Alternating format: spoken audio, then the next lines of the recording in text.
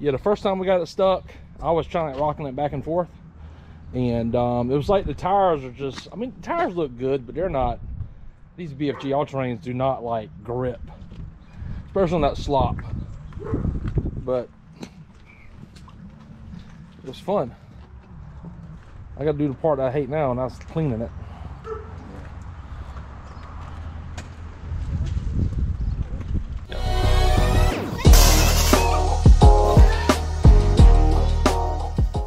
So we have ordered another Plum Quick motor. I want to go ahead and open this thing up on camera and take a look at it with you guys as well for the very first time.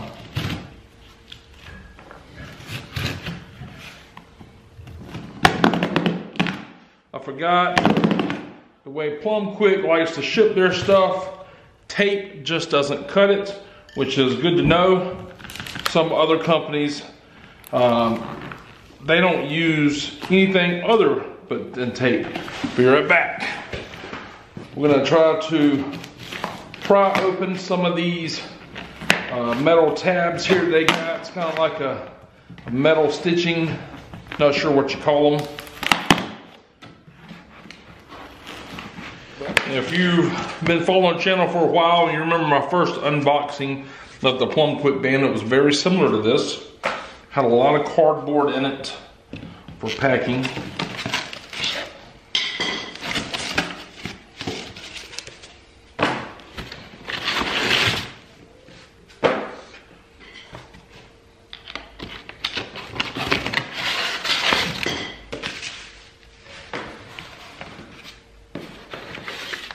In here we have, please read first. It just talks about, you know, what not to do with the motor and everything.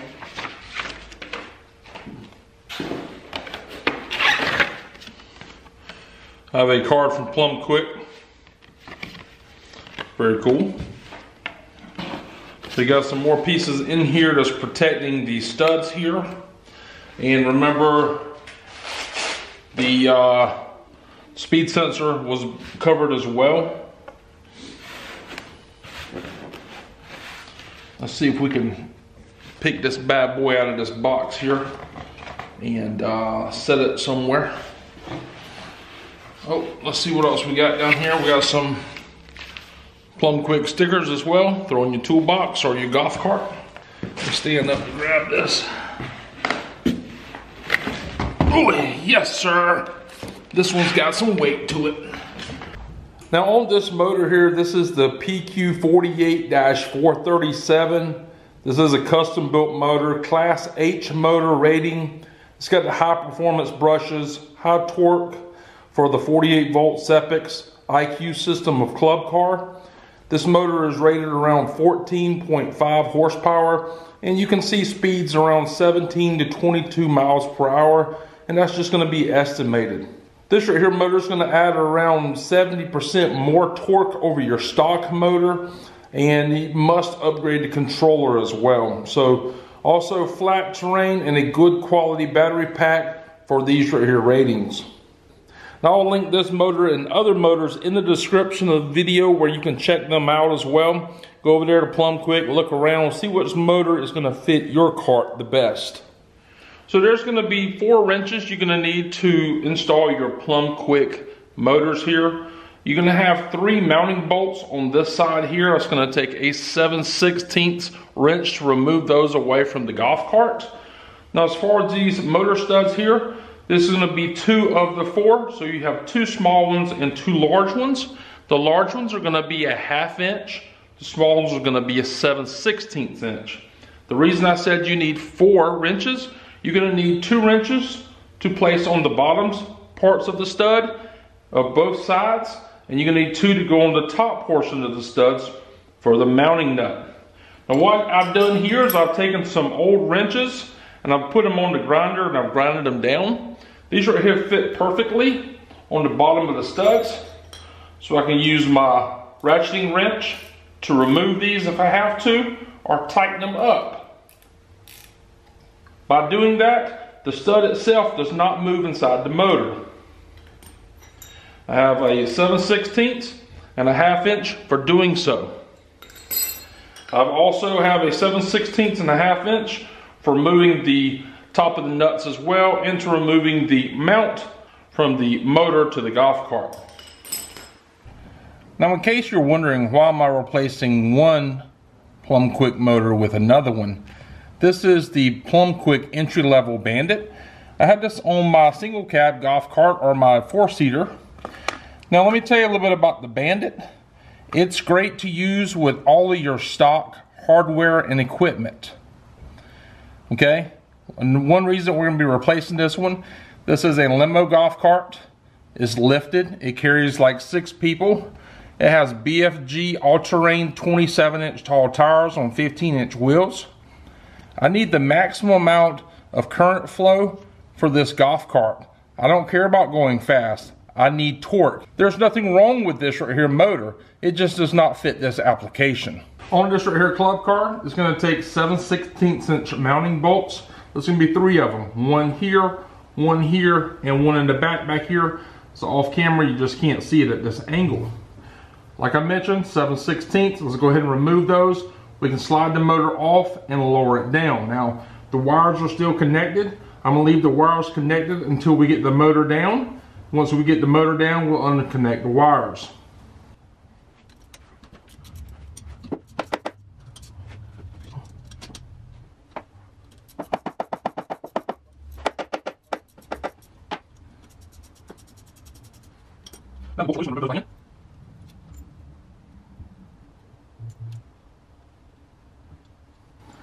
Now that we have all 3 of the mounting bolts removed from the differential and the motor is just not going to fall off. We're going to have to remove it from the shaft itself and slide it off and then lower it down. I'm going to say it's going to be really heavy. If you have a buddies can help you out, that'd be even better. Or if you need to go through the bagwell opening to access, that'd be better as well. So since we have so much room down here, I'm going to just remove it and try to set it down lightly as possible. I may be in the shot.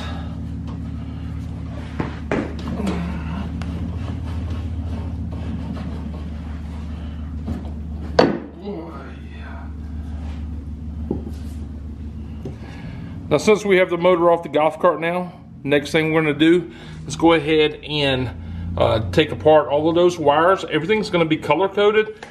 So I have the Plum Quick Bandit. This is the entry level Plum Quick motor to my left. The Plum Quick Rhino is one of their custom built more torque motors that we're putting on the golf cart here, obviously. But I want to do a side by side to show you the comparison in size.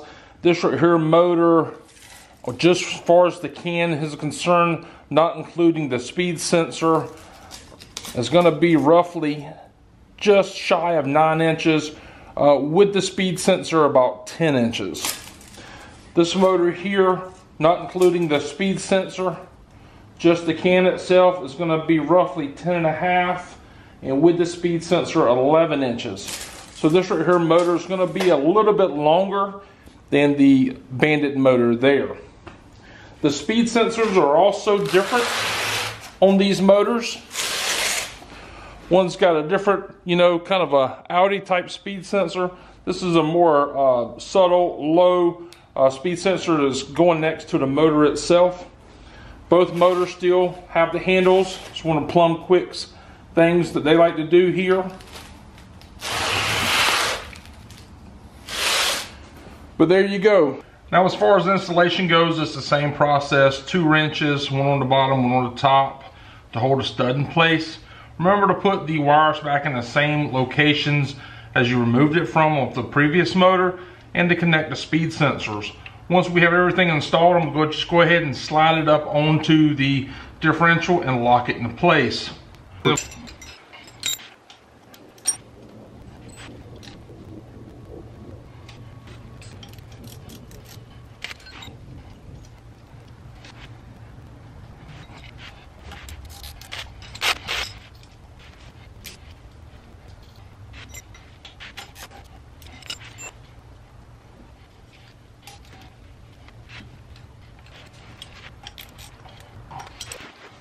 Now the wire's back on to the motor. We're just gonna try to put the motor back into place and manhandle it into place. This is a heavy motor here. I feel confident I can do it by myself and get it onto the shaft. It might take a little time to do it, but I can do it. I will tell you this, these wires are the stock wires here, and very soon I'm gonna be replacing these with a much heavier duty wire because we're gonna be changing the controller on this golf cart as well.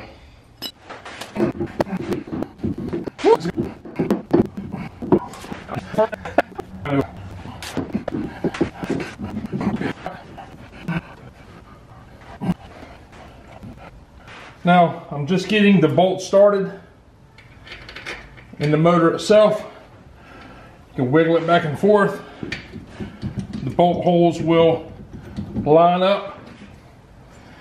You do not want to tighten these bolts to compress the motor towards the rear end. You don't want to do that. You want to make sure to slide it up into the rear end itself.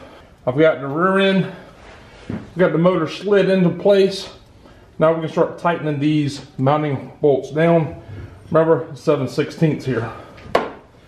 So I didn't mention this when I was reviewing the motor when I had it out of the box. This is an L bracket here on your Club Car President and DS. This bolt here, I had to buy it. This is a 5/16 by 18 thread, 1 inches long. It was like 15 cents with the lock washer at Tractor Supply. If you can see that, not sure if that's in focus or not for you guys. So yeah, I had to add that, and it takes a 1/2 inch ratchet to tighten it into the housing of the differential.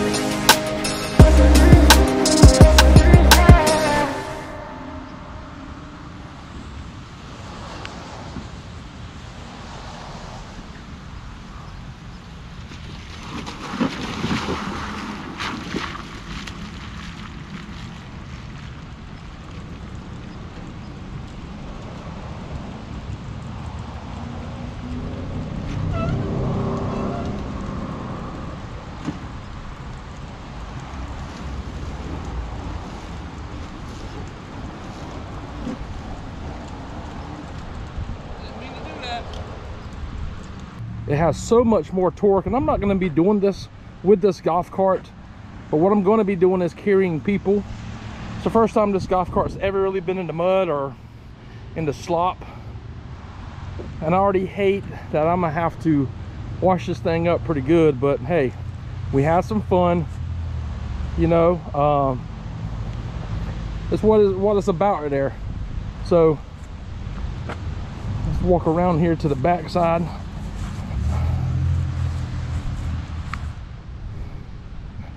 You can see the mud is caked up all over the seats. In the back here, that BFG is pretty much slick right now because the mud is caked up on it. This is just having fun and experimenting and doing things, and I want to do more of that this summer. But once we get this golf cart unstuck from off this little hill after we had a lot of fun right there in that little ditch, yeah, can't wait. So anyways, that being said, guys, I'm gonna try to let this right here cool down and try to get it out the ditch. The BFG all-terrain tires are great, but they're just really not made when some things get a little bit of slop on them like that. They're done.